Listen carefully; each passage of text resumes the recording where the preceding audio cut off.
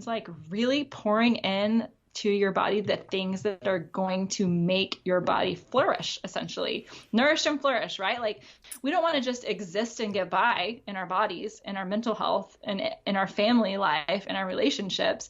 We don't want to just like show up and be like, okay, I'm just doing this because I got to do it every day. We want to like be like flourishing in joy and like feeling really good in the skin that we're in. I'm Kristin Dovbniak, holistic nutritionist and mama of two, and this is the Healthy Balance Mama podcast, where I believe every mama is a super mama, and you deserve to feel like one too, and you don't need to go on another diet to do it. This is a podcast about ditching the diet dogma, embracing intuitive eating, real food, and living healthy, happy, and whole. Hey friends, we are back with part 2 of the Healthy Balance Mama podcast episode with guest Jess Gaertner of the Modern Mamas podcast and Hold the Space Wellness. We had such a fabulous conversation in last episode. We talked for almost an hour, and we are back with part 2 of our conversation about stress and anxiety as a mom, finding balance with food and fitness and body image. And now we're here today to talk a little bit more about all of the above, and then a little bit about how the things that we put on our body affect the inside of our body and how important that is as well. So I am so excited to have you listen to part 2 of this episode. If you haven't listened to part 1 from last week, go ahead and listen to that. Before you listen to this, you get a little bit of background on Jess. And without further ado, here is part 2. I am so huge on the fact that as mothers, we have this opportunity to empower our children in so many ways. And one of those ways is by simply being the example of being different than what society says, right? Being okay with ourselves and loving ourselves, even, if our bodies have changed, because our bodies have changed, because of what they've given us and what they've done for us. And something that's really helped me in my journey with my own body image is accepting myself in the here and now, because our bodies are going to change throughout our life, whether it's after having a baby or after having 2 babies, or just because we are getting older and growing and changing and different seasons, right? And so they're always going to change, but it's accepting our here and now bodies, like, body, I accept you and I love you, and letting our kids see that nothing changes in the way we view ourselves, even if our bodies change. And I think it was such a powerful photo. If I can link it, I'm going to link it so they can really read the caption. I think I love that he was just like, it's great. Like nothing else, just like, it's great. Because kids are honest. They will tell you exactly what most of them at least will tell you. I know my 5-year-old will tell me exactly what she thinks. Oh yeah, totally. And that was so beautiful. Yeah, it's mind blowing. It's you can always trust them, right? At least up until a certain point. Like he will say, I'll be like, did you, kick your sister or whatever? Not that this happens often, but like, did you, push her or poke her? He'll be like, yeah, I did. I'm like, okay, thank you for being honest. Yeah. I don't know if I can be mad because you're so honest. So, but yeah, that's one thing I can definitely count on with my kids for sure. Yeah. So how has this journey with finding sort of your balance with, loving your body as it is in the here and now, and, at least accepting your body in the here and now, and, finding this balance with your fitness and not feeling like you need to be running marathons to maintain a certain weight, and really, I guess, moving and living in a way that feels good and that is intuitive. How has this played into kind of the changes you've made in your eating over the years? So I know you said that, you went paleo, and now you're kind of living in this kind of middle space. What does that look like for you now? It looks like, gosh, it's all the mindset work, right? Like I wish I could say like, it's because I did AIP and I discovered which foods worked for me, or I did Whole30 and I discovered all these things. And that's part of my journey, finding the foods that work for me and the exercise that works for me. But it's a lot of trial and error, right? Like there was a lot of times where I was like, okay, I've got to do Whole30, for example. And there's nothing wrong with Whole30, but like that's not where I live now, but I did see it as a tool for learning about, foods that quote unquote work and foods foods that don't. And I like to say more like foods that serve me, and foods that might not serve me. But I now live in this place because of all of these ups and downs where I can say, I know XYZ, for example, I know tomatoes are going to jack me up, like jack me up in a lot of ways. They're going to flare my eczema. They're going to make my stomach hurt, and all sorts of digestive issues. And for the most part, 98% of the time, I don't eat tomatoes. But the other 2% of the time, like if we go to, if we were in Italy or something, and one of the things, like enjoying the experience would be to have a pizza made in Italy. I would eat the pizza made in Italy, and I would not think twice about it, and I would enjoy myself. I would enjoy every bite. That's a far-fetched example, but that's just daily. The choices that I make are like, it's not even always necessarily asking me, is this going to serve me? Because I know food serves in a lot of different ways. It's not just physical, right? Like is this about me enjoying a birthday party with my family and being in the moment and relishing this relationship and this celebration? I'm probably going to do it regardless of what it is, if it's gluten, because granted, I know like if someone has celiac or like really severe reactions to food, it's not going to be this, fly by the seat of your pants decision. But fortunately for me, I can kind of really play within the boundaries of what food does for me because I don't have anything serious myself. But there's consequences to certain foods that I will, weigh in the blink of an eye and decide to do. And then I move on. It's like, I used to do that. I used to be like, okay, I'm going to eat a piece of cake. It's going to be so good. And I earned it and it's worth it, quote unquote. And I'll just go to the gym tomorrow and I'll run 6 more miles than normal, and it'll be totally worth it. And then I would obsess over it afterwards, right? Like I would be like, oh my God, I can't believe I ate that cake. It wasn't worth it. And now I still have to do XYZ to quote unquote earn it. And now, like I said, I don't think there's a magical tool that flipped the script, but like, I just don't live there anymore. I don't have time. I don't have time to sit there and stress about what I ate or, if I worked out hard enough. I really don't even have time to work out, but I make time. So it's like, motherhood has changed my life in so many positive ways. And the growth that I've seen as a person, it's part of that. It's like, I don't have time. I don't have time to waste this one precious like life that we have here on worrying about a piece of cake. Like, I just don't have it. Now, obviously, if I was suffering from major health struggles, I might look at food a little bit more differently. But even then, it would be the same process. It would be like, okay, I'm not feeling super great. My body's telling me that like maybe something that I'm eating is not serving me, or my mental state is telling me that like perhaps my diet does play into this. What can I do tomorrow? Going back to like climbing out of that hole, what can I do tomorrow to just kind of, make a decision that might make me feel better? Should I drink more water? Should I put down the coffee? Should I what should I do? What can I do that's a small step to kind of steer me back to this more balanced approach? Does that make sense? That was random. Totally. No, I think it's such a powerful message for the moms too, that it's okay to find what works for you. Like for you, 90% of the time or 98% of the time, you don't do tomatoes because they don't make you feel good. And even though we're in the space of really trying to, part of finding our balance is being okay with some of these foods really don't work for me. And that is a choice for my own self-care that for the most part, I avoid them. But then there's also that flexibility with barring food allergies or like a severe health condition, like you said, that sometimes there is a time and a space to go, right now, it's about the experience more than it is anything that maybe most of the time gluten doesn't work like you were saying with the cake, but it's okay. And there's different ways to honor our body in that, whether it's staying away from tomatoes or it's adding in something that feels good because it feels good, even if it's not our favorite food. But you're like, you know what? When I am eating kale more often, somehow I feel better, whatever it is. It doesn't have to be just one. Yeah, right. It doesn't have to just be one food, but, eating in a way that really, truly works for us. I'm all about finding that what I call our beautiful balance.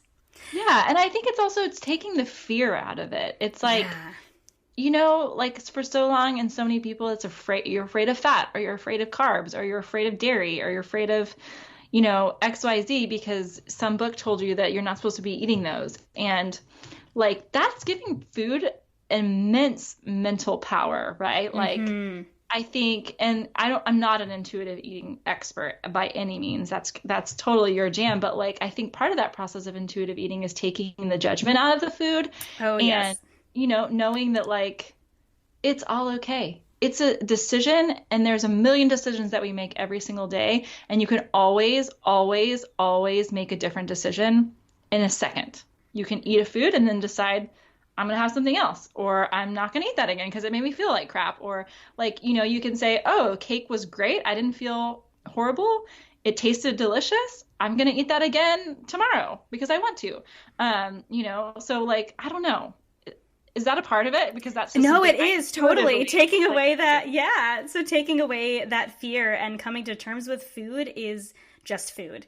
And it's okay if you have more tomorrow, but it's okay if you don't have more tomorrow. It's okay to really, truly listen to our bodies, because I think it comes down to trust. And a lot of us don't trust our bodies to tell us, because for a long time, a lot of us have relied on books and so-called experts, but we are the best experts of our own bodies. And we can take these books and these experts as tools and use the advice and apply them and find what really, truly feels good. But ultimately, we are the ones who are the experts on our own body and finding really what works best for us. No one can tell us better than really tuning in to, I think, what works best for ourselves.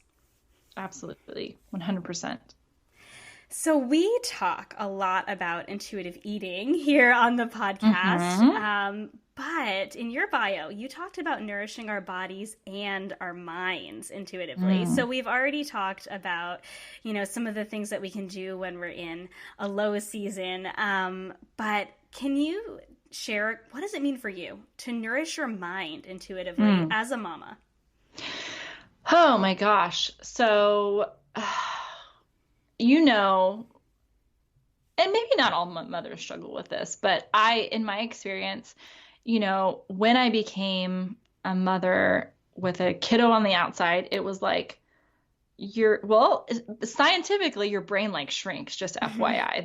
That is like a real thing. Like your capacity to like think logically kind of goes out the window because you're living instinctually and you need to keep this little person alive. And it becomes, as it really, has to for survival, evolutionarily, like it becomes about, how do I keep this kiddo alive? Like, how do I take care of this child?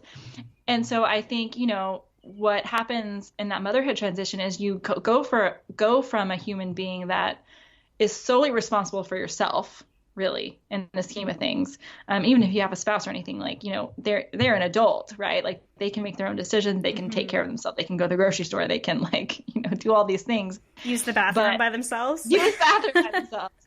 And you go from that experience where you only really have to worry about yourself in the grand scheme of things. And then you go to really it's like learning how to navigate this. Like I have to always be conscious of where my child is, what they're doing, how they're feeling, if they're fed, if they're content, if they're unhappy. And you think about yourself maybe like 8%. In my experience, it was like 8% of the time I was wondering if I was okay, and 92% of the time I was like, is my child okay? And so, mentally nourishing yourself is finding that balance, as you progress through your motherhood transition. And for some people, like, I don't think there's like, okay, at 6 weeks, you should start thinking about yourself a little bit more. There's no like guideline for this. It's like, some people, and honestly, I'm so happy for them. They come out, they have a kiddo, and they're great. They don't really struggle a lot with these things, and they have a great support system, and they take time for themselves, and that's amazing. I'm not saying with sarcasm at all. Like, I'm very happy for those people. And then there's, a lot of people that really, really struggle trying to find this way. Like, how do I care for myself mentally? Not just, physically too. Like, how do I shower? How do I make a meal or like do the laundry? And so for me, finding that sweet spot, that balance was difficult. It was easier the second time around, because I kind of knew what my struggles were personally. And then nourishing myself into my mind intuitively now looks like the people that I surround myself with. Because I think I actually did a post about this last night because I've been thinking about it a lot. That whole, you're the sum of the 5 people that you spend the most time with.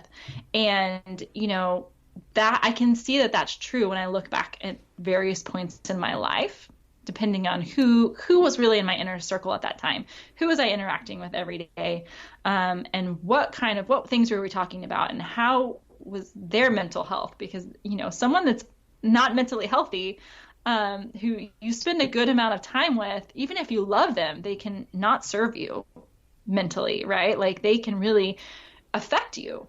And so nourishing my mind intuitively means surrounding myself with people that feel really joyful, who feel supportive. Not always that they're going to agree with me on everything, because I think that's important to have people that I call them gentle truth tellers. Like they're going to like speak truth to me when I need it in a loving way. And so that's how I kind of nourish my mind intuitively. And then meditation has become really huge for me as someone who's go, go, go, go, go, who's constantly thinking and moving and creating and going on to the next thing and checking off tasks, and just stimulated pretty much all day, by choice. I like that. That's kind of the pace that I move at. I found that meditation as a way to kind of calm my nervous system down, at least at some point during the day, has really, really, really helped me be a better person overall.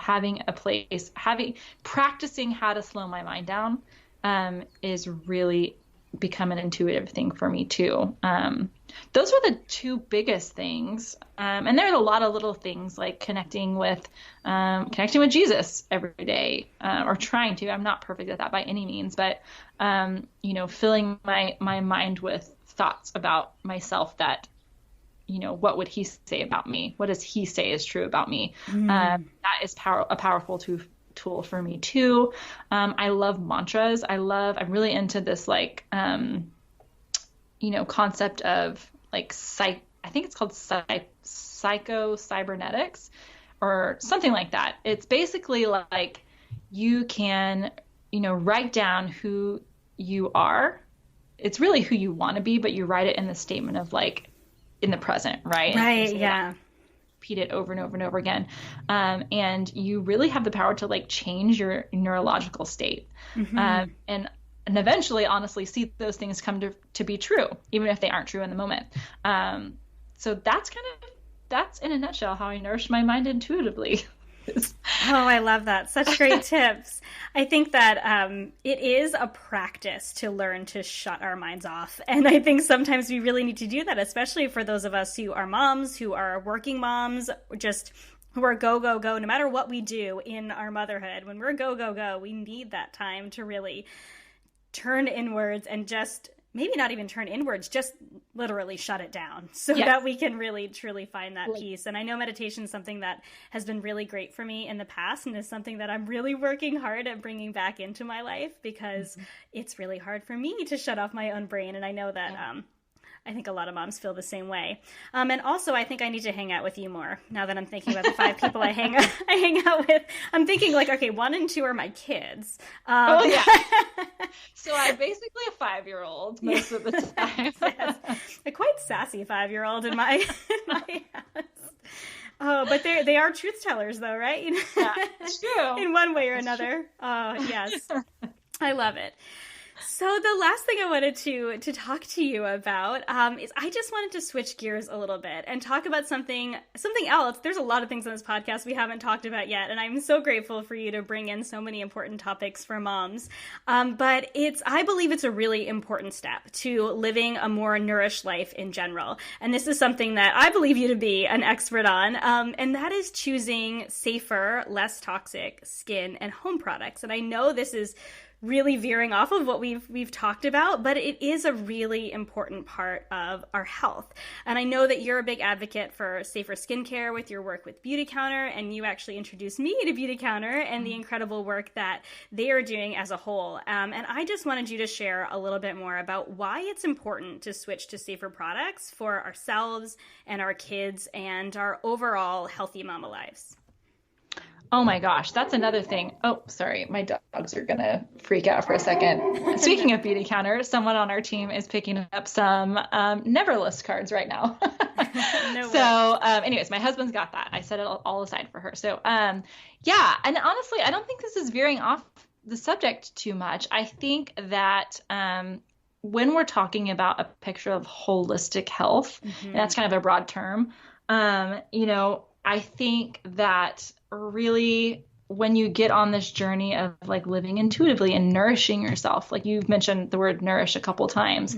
What does that really mean? It means like really pouring in to your body the things that are going to make your body flourish, essentially. Nourish and flourish, right? Like we don't want to just exist and get by in our bodies, in our mental health, and in our family life, and our relationships. We don't want to just like show up and be like, okay, I'm just doing this because I got to do it every day. We want to like be like flourishing in joy and like feeling really good in the skin that we're in. And so I'll be honest with you, like safer skincare was the last thing that I ever switched over or thought about in my health journey. It was like, food was a huge first step, and so was movement. And honestly, those were so hard. Like changing your eating habits and getting consistent with working out, which I still, I have ups and downs with. Those are hard because that's affected by a lot of different things. It's affected by, how you're feeling that day, where your energy's at, where you are in your cycle, if you want to eat carbs, or if you want, like, if you're drawn to like more gentle movement, or maybe you just need to rest because you're on your period or something. That is those health decisions are so affected by so many things. And, those are the first things that a lot of people tackle, which is great because they're going to make a huge impact on your health if we can really make some strides in that. But one easy thing, and one thing that I just was never really aware of until honestly after my miscarriage, when I started doing some just digging, because that's who I am, wanting to find quote unquote answer for everything. And not saying that like because I wasn't using the safest products I had a miscarriage. I mean, I will never ever know exactly the reason why we lost our kiddo. But I went down this rabbit hole of like, okay, what am I putting in my body and what am I cleaning with myself? Because this is not like the answer, but this is part of the bigger picture of optimal health. And so it started with me like going way on the other side of like super duper crunchy coconut oil on my face, like, dry or no pooing my hair, and like, doing all these like DIY home concoctions that were super safe, very safe. But honestly, like my hair was a greaseball mess, and I know that. It didn't work for me either. But it did not work for me, and my skin was not happy. And I've done a lot of research since then to like learn about coconut oil with our skin. And my skin was just like dry, and I'm thinking, oh my God, I'm doing everything again. I'm doing all the right things, and it's not working for me. Like, what do? I want to be safe. And then Beauty Counter kind of came into my view, because Cassie, my mentor, was like, hey, I know that you're like struggling with this. Here's some samples. Why don't you try it? And so I did, obviously, and I fell in love. And then at that point, I had kind of known that like, okay, there's toxins in our skincare products. Like, there's toxins in the cleaning products that we use, and those affect us because they're hormone disruptors, and they, a lot of them are like known cancer causing agents. Like, I get it, but I didn't really have a big overall picture of why. Like, why is it that we can go to the store and all the products on the shelves can potentially have things like formaldehyde or like retinol, which is a 10 on rated on the EWG, which is like the most toxic ingredient that you can get. So 1 to 10 essentially is how they rate the products. And you can go and those things are in there. And in some instances, like with fragrance, which is can be highly toxic. Mm-hmm. They don't even have to tell you what's in it. Like, they don't have to tell the consumer that they are actually putting on their skin known and documented by science, by research, things that can affect your health in a negative way. And so, of course, that just pissed me off, because I was like, this is not right. And I like had my kids, and I was like, then I started like pulling everything out of the cabinets, and I'm looking at my Johnson & Johnson stuff, which is what they were using on Bear in the NICU. And I pull it out and I scan it, because this nifty app called the Healthy Living app allows you to like either scan some of your products or look up each ingredient, and it rates it in terms of toxicity. EWG verified being like the best of the best, like meaning like this stuff is pretty safe, and then 10 being like run away, like toss in the trash can and don't use it. And like the Johnson & Johnson stuff was like an 8 and a 9 on so babies. scary. Yeah. That's what they were using in the NICU. And I'm like, what? Like, how is this right? So at that point I was like, okay, there's got to be something better. So Jess really armed myself with a lot of research. I ended up joining Beautycounter because it is a direct sales company, and a lot of people have stigmas about that. And I admit I was definitely one of those people in the beginning, and before I actually jumped in. And probably even while I was in Beautycounter, I was trying to figure out like, okay, I still don't really feel great about this decision, but I'm really passionate about this company. And the more I learned about it, I learned that it's completely different, right? Like, it's not like what people think when they think of direct sales and all that stuff. And the main reason why is being like the mission behind it, the advocacy work that they're doing, their like commitment, utterly 100% commitment to like testing and to changing the industry, so that, and one of their mottos is everyone means everyone. Like, you don't have to buy Beautycounter, but we are working on your behalf to change legislation that will allow you to go to CVS or Walgreens or whatever and pick any product off the shelf and know that it is safe. Because right now, nobody's holding the manufacturers of those products accountable for our safety. We're the consumers, and yet like they don't owe us anything. And so that was huge for me. And now I'm, of course, it's a huge part of my advocacy work. It's a huge part of my mission. Again, it's not about Beautycounter. It's about empowering people to make those decisions for themselves, to know like that information, because I didn't even know. I mean, I spent 32 years, like not even really knowing that what I was putting in my skin actually was impacting my health. And the truth of the matter is it really can. You can eat all the right things, quote unquote. You can move your body really, really well. And you can be slathering yourself with like ingredients that are toxic, and have issues, right? You can't, I don't think it's really possible to reach that full flourishing state if you aren't really looking at all the things. And a lot of times people get really overwhelmed. They're like, okay, everything causes cancer. And, I'm doing the best I can, I'm eating what I can, I'm moving what I can. Just let me have my MAC makeup or whatever. This is my one thing. And that's fine. I think everyone kind of comes through that on their own. And a lot of people get overwhelmed because they think, I don't want to throw all my makeup away, and I don't have $500 to change our whole house out. And my other passion is making that switch on a budget and doing it slowly, and doing that like, okay, yes, this is a big chunk to bite off, but it's doable. And also, when you think about it, you're already buying things like shampoo and conditioner and facial cleansers and diaper cream. All you really have to do in the scheme of things is make it work for your budget and make the switch to something safer. And there are a lot of highly effective products that work, that are safer out there. And so one of my missions in life is to guide people through that transition in a way that makes sense for them, because I believe that it's important.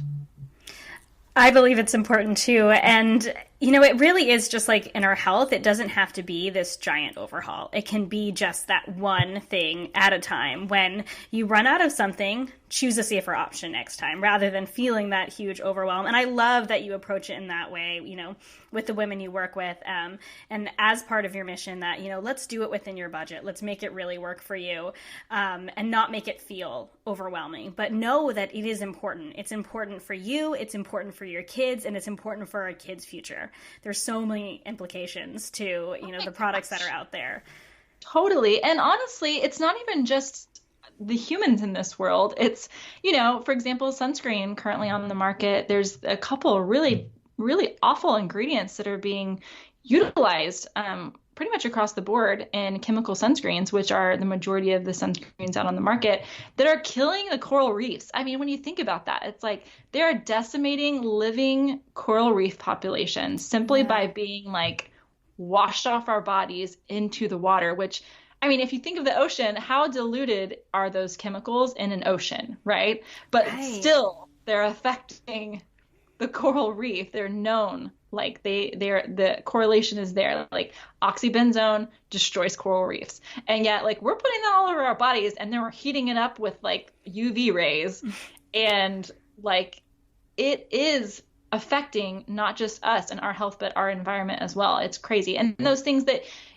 It's like it all goes into this big like cause and effect, like the things we're washing down our sink that go into our water supply that aren't filtered, that we then, and this is not just personal care products, but like medications and things like that we're, if we're not drinking like filtered water and things like that, that can affect us. And again, it's not like fear mongering. I think it's important to be empowered. It's one thing to like stick your head in the sand and be like, I don't want to know anything. Like, I don't want to make any changes. This is too much.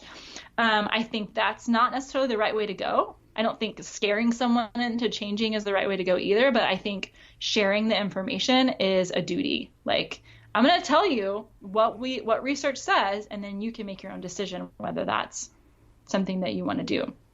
Yes. Yeah. It's that we know better, we do better. We do the best with what we have, but when we know better, we do better. And it's just that one step at a time with anything in our health. Totally.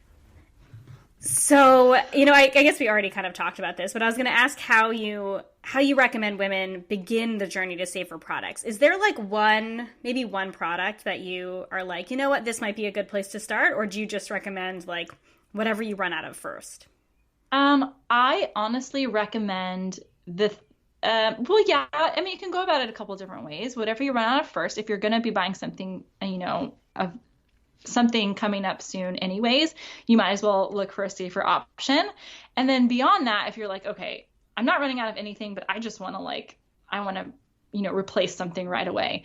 I would look at the things that sit on your skin throughout the day. So for example, we can compare your shampoo, which, you essentially wash that out, right? Like you are going to put it on your hair for like maybe 30 seconds and then you're going to wash it off. It's not really going to be sitting and soaking into your body all day. Compared to that to a night cream or makeup that you're going to be wearing for 8+ hours.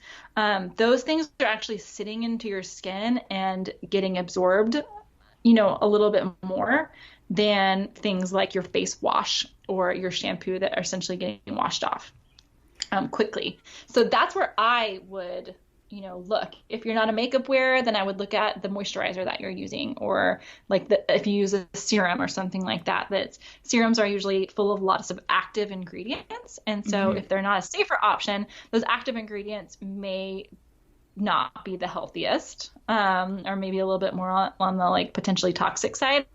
And so that is what I would look at. And also, honestly, sunscreen. And again, there are a lot of like any mineral-based sunscreens out there that are very affordable. It doesn't have to be a beauty counter, but sunscreen, I think, is also key. Yeah, totally. Especially coming into at least the warmer months where I am. It's a little bit warmer, more year-round where you are. Yes, but yes, totally. Yeah, definitely. Well, I want to respect your time, so we could probably keep talking all day long. I don't know how much longer the listeners would talk, but I think it's a great conversation. But is there anything else that you want to share to encourage the mom who's on a journey to finding health and balance, body, mind, and soul?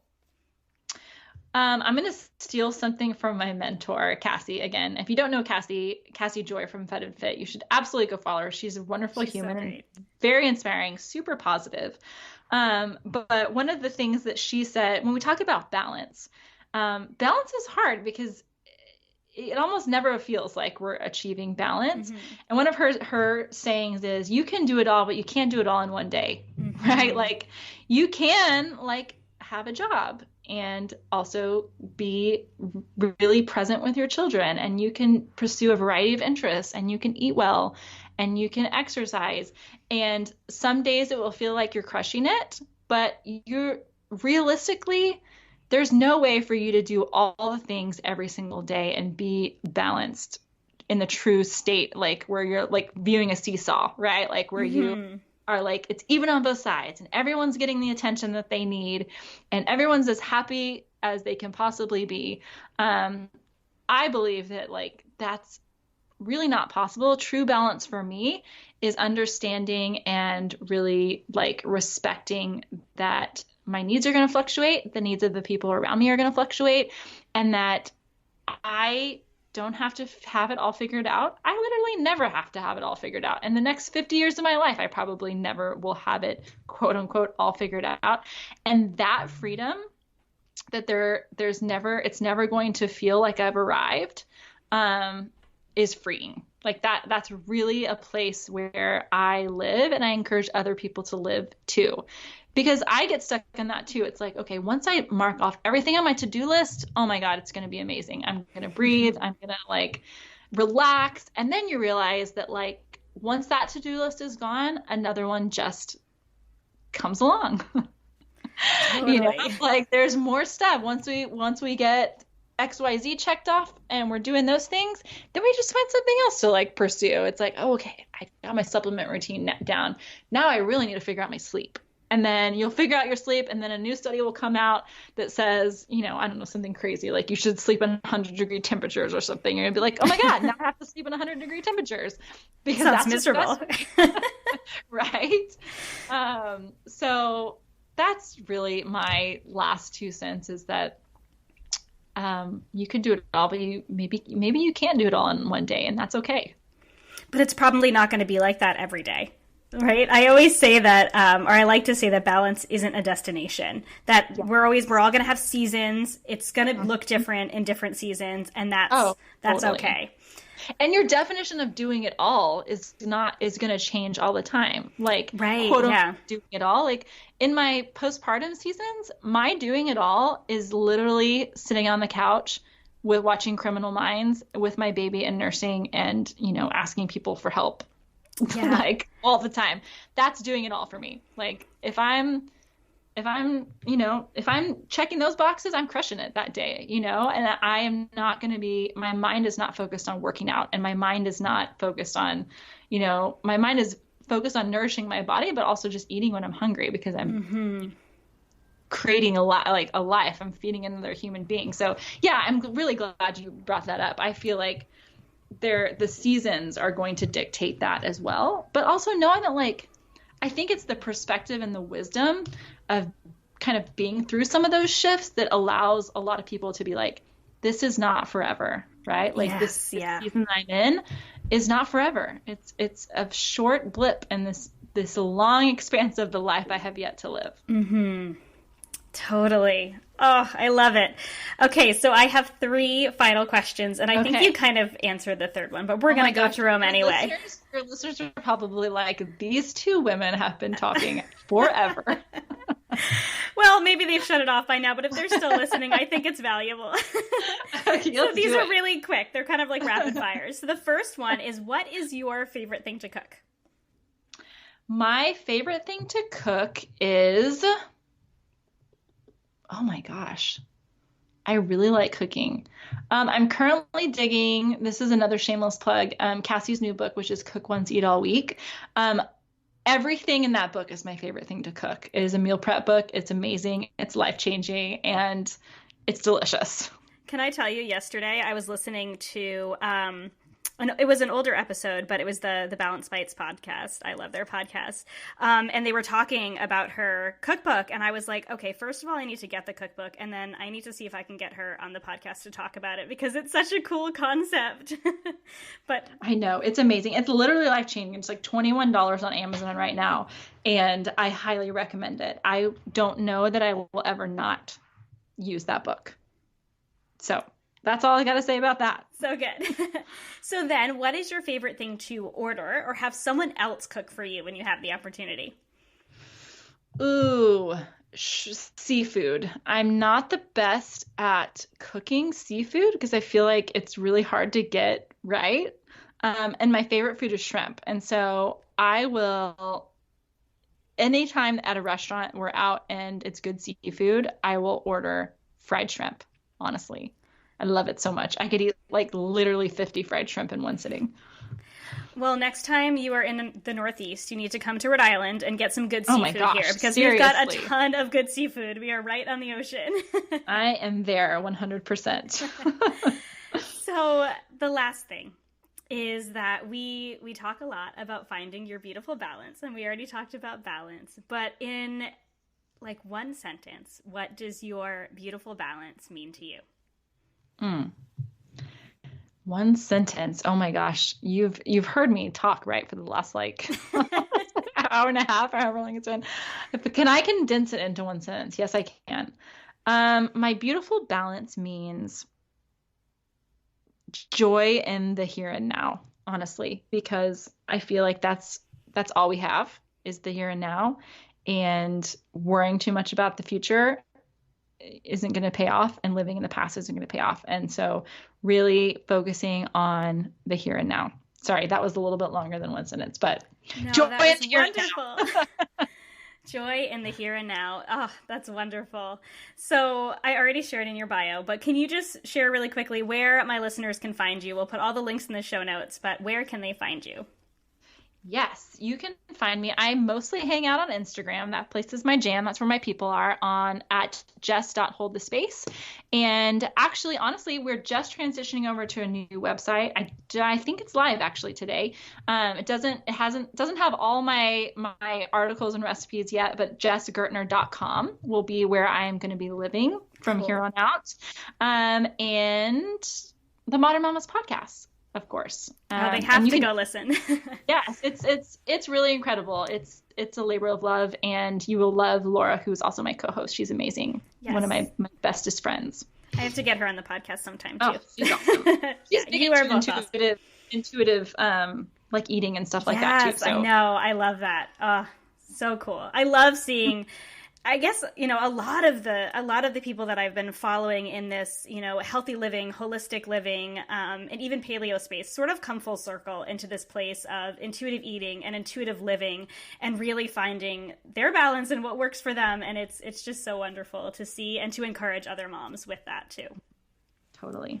So thank you so much for being on the podcast. It was so great to have you, even if it was a little bit long. I think it was totally worth it. You might have to split this into two parts. I don't know. Maybe your listeners will be down for like an almost 2-hour episode, but you never know. I will probably split it into two parts, yes.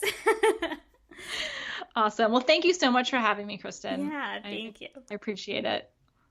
Okay, I'll admit that I probably say this with every guest I record with, and I just feel so fortunate and blessed to be able to welcome in so many incredible guests to the Healthy Balance Mama podcast who have different perspectives on different aspects of living a healthy, balanced mama life, because it is more than just the food. Dealing with stress, anxiety, and even doing things like cleaning up our skincare, focusing not just on the food or exercise, but also on how we feel about ourselves and being the example for our kids of loving and accepting ourselves. These are all such important parts of living a healthy, balanced mama life. And I hope that you got all of that from this podcast with Jess Gaertner.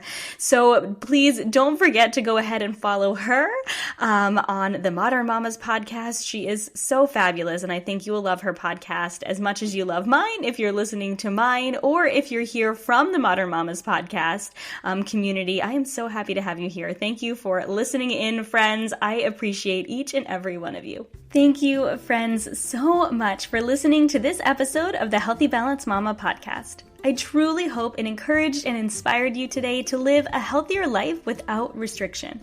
If you enjoyed this podcast, would you do me a huge favor and give it a star rating and review in iTunes?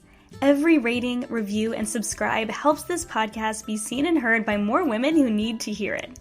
You can find me, Kristin, on Instagram and Facebook at Healthy Mama Kris or on my website, healthymamakris.com.